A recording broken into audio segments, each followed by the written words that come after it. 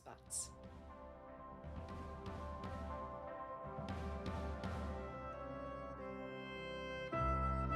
The Janice B. Ballas Award recognizes my mother.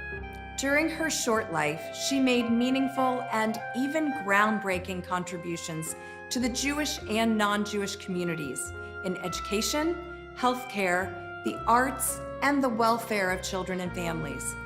This year's recipient, Dr. Amy Acton, has made significant contributions to the education and health of our community throughout her career. She has committed her professional life to building healthy communities where people can reach their full potential. Most recently, Dr. Acton showed us what leadership looks like as the director of the Ohio Department of Health at the onset of the COVID-19 pandemic. Ohio House Minority Leader Amelia Sykes called her the real MVP of Ohio's coronavirus response. And the New York Times created a video featuring Dr. Acton as the leader we wish we all had. These accolades are well-deserved. She inspired and comforted millions by displaying her vulnerability and empathy during an incredibly frightening time. She did all this in the face of death threats and protests, some of them in her own front yard.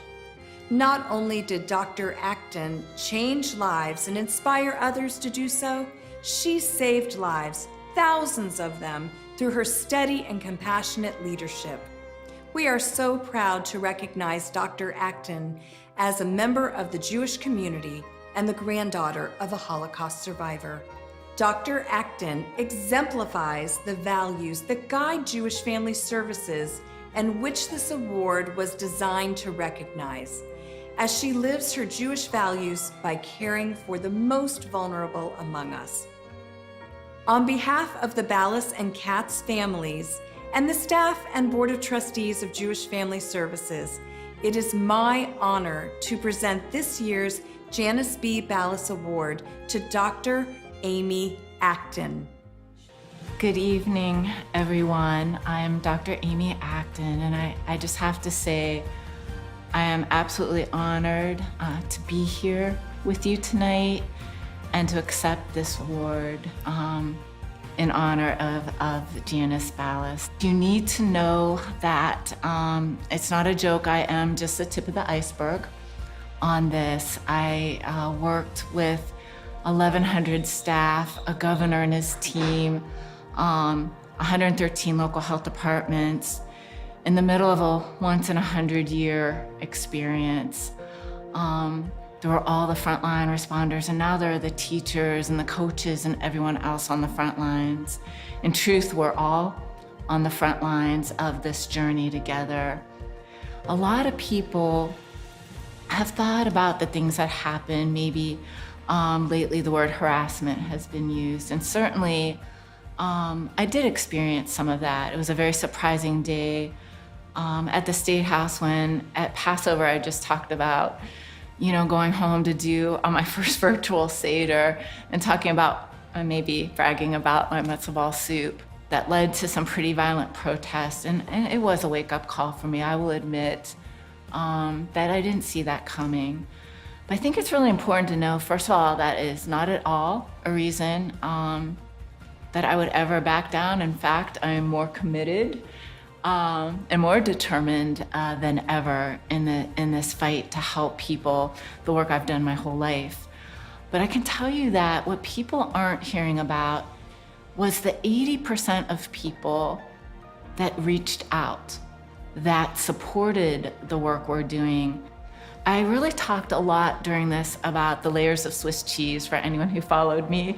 It was about these non-pharmaceutical interventions that we layered the Swiss cheese, and there's holes, but if you line those Swiss cheese layers up, eventually you kind of cover up those holes. But there's a really important one that I think we're gonna need for what I think are gonna be some hard times ahead. It's gonna get dark, it's gonna get cold, we're gonna move inward. We have elections coming up. And I am believing, and the work I've set out to do now is on kindness.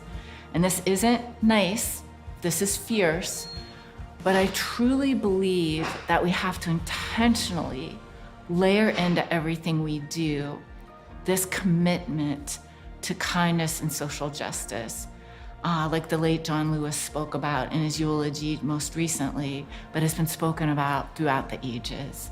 Like Rabbi Hillel talks about, first, what do you do for yourself? I will say kindness, because probably one of the hardest things to do is kindness, I know for me, to myself. And we need that gentleness going forward. Then what are we doing for each other? We're really going to have to reach across these divides kindly. And then if not now, when? So my enticement to you is that when we don our mask, every time you put this on, and you're doing it often to be good to others and watch out for those who might be vulnerable, that you do a little bit of a meditative reminder of kindness every single time you do it, to yourself and to others, and you think of the ways that you uniquely can express that in these months to come. If we all do this together, that will be quite a collective push. So don your mask, don your cape, don kindness intentionally. I think that will be this extra layer to what we're doing that will truly transform the healing of this country and get us through these months ahead. So that is my wish for you, to walk in that kindness. And I'm so very, very grateful for this award. Thank you.